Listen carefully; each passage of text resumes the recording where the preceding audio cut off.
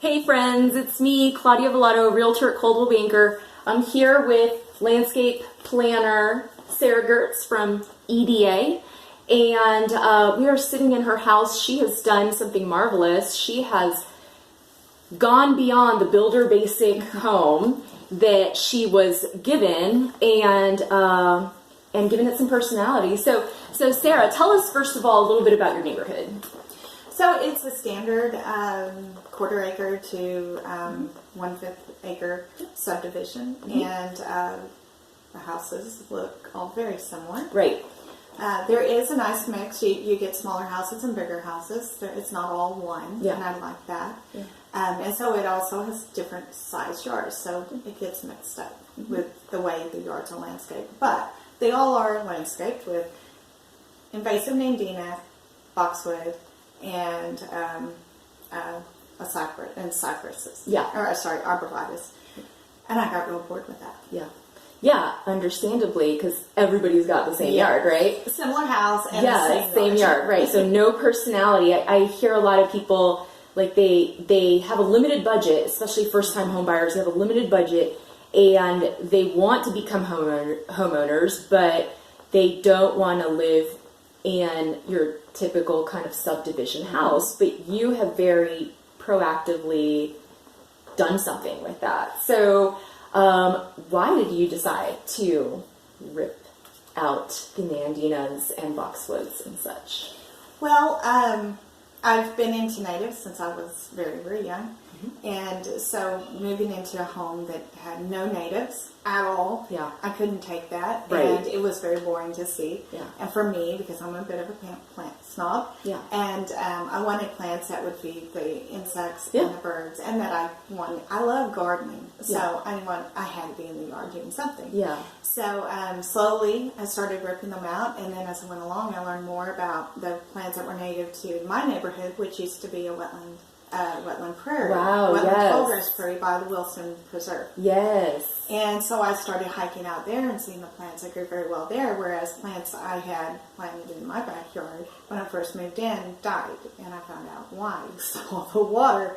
So that's so interesting. Yeah. That's fascinating, because I have shown homes in this neighborhood and they have really wet backyards, and it scares people away. Oh. But really, if you just plant the right stuff, it'll absorb that water. Well, at least they live in it. Like in my very far backyard, it does. Like, well, right now it's been raining, but even yesterday, water had stood, and it's fine. Because you can grow plants you wouldn't normally be able to grow. That's so cool. You just plant those native plants that grow here down the street that we should be planting here, because that's what the animals in this area need. Isn't that so funny how, like, all builders everywhere just do the same exact kind of house and then put the same exact landscape with no regard whatsoever for what the land historically was. And so you're actually bringing it back, and it's doing quite well. Oh, wonderfully well. Yes. And it's easy. Nandina, boxwood, it's hard to kill them. Truly hard. So the developers, they know that's going to live, and the house is going to look good. Right, and it'll live long enough to sell it. Yeah. And homeowners who may not know anything about gardening don't have to worry. Yeah. Right, so there is that. I do understand that. And yet, it's sterile. Yes, it is so sterile. To me, it's like planting. You might as well put plastic shrubs in front of your house. Right. Except for you have to trim them. You don't have to trim a plastic shrub. Right. Right. So tell us, do you have a POA? We do. I'm actually the secretary of it. Nice. And so we have, your treasurer, secretary, president, vice president, and it turns out, just so happened that myself and the president both are big into native plants. Oh, wow, that's like so cool. Yeah, she does her front yard landscape. She hired someone to do that, and then I just go crazy on mine, expanding every year. And people will be walking past me when I'm working in the yard, and they'll stop me and they'll tell me how much they love my yard. Yeah. I've had utility workers out front. Men, you think of men not being so much gardeners? No, I have more men commenting on my yard than I've had people stop when they're driving by and roll down their window. It's a breath of fresh air. Yeah, so tell me how much they enjoy walking with their wives past our yard. Aw. they'll comment on the hens and chicks, and that's not a native, but I Right, still but it's love still it. cute. Yeah. Yes. Beautiful. And so, did you have any trouble with the POA, or was it just like you're very lucky that the president was okay with it? Was there anything in the covenants that might have prevented you? No. Great. Cool. People Very can cool. always complain. I keep my natives in beds. If I just went whole hog and did my whole front yard as a Exactly. prairie, which I'm not saying that's a bad thing. Right. Not there yet. But at least you've created a sense of this is being maintained. Right. Like a kind of tidy border around it. Yes. And you can go wilder in the backyard. Exactly. kinda, And yeah. it definitely is more wild in the Yeah, backyard. yeah. You want to keep it tidy in the front so as not to upset anybody or seem like you're not caring about your house. Yes, and I have a sign on my fence now that explains that this is a monarch garden and explains what Yeah. it does, and people have commented on that. Cool. Because they don't know. Do you think that you've inspired others to maybe throw in a cool plant to maybe... I hope so. I've had people tell me that they have tried to figure out how to do more, kind of bring in some flowers into their yard. So I hope. Cool.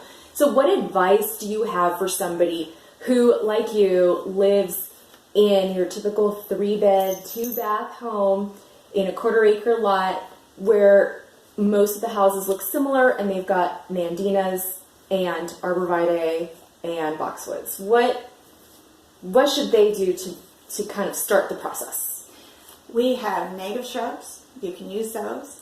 You don't have to have an evergreen that's turned into a square in front of your house. It is scary to pull it out at first because in these neighborhoods, everyone is supposed to look the same. Yeah. It's supposed to be cohesive, so that is a scary move. Yeah. And you maybe take it slow. Maybe rip out the lower front plants and plant perennials, and that's how I did it. Yeah. And I left the boxwood, so maybe get people used to it slowly. That's cool. That's good. Like little by little, don't just go cold turkey or Yeah. I guess the opposite of cold turkey, full on.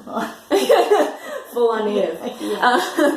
And just kind of do one little row at a time. Yeah. Awesome. You're an inspiration. Well, thank you. Thank you. So for you homeowners who are thinking about maybe getting a little crazier with your yard and having a little bit more life in there, go for it. People are doing it, and it's okay.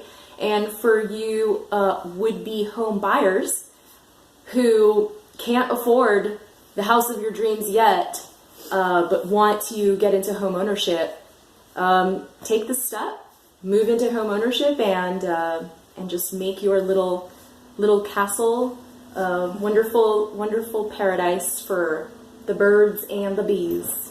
All right, I'm Claudia Villado. See you next time.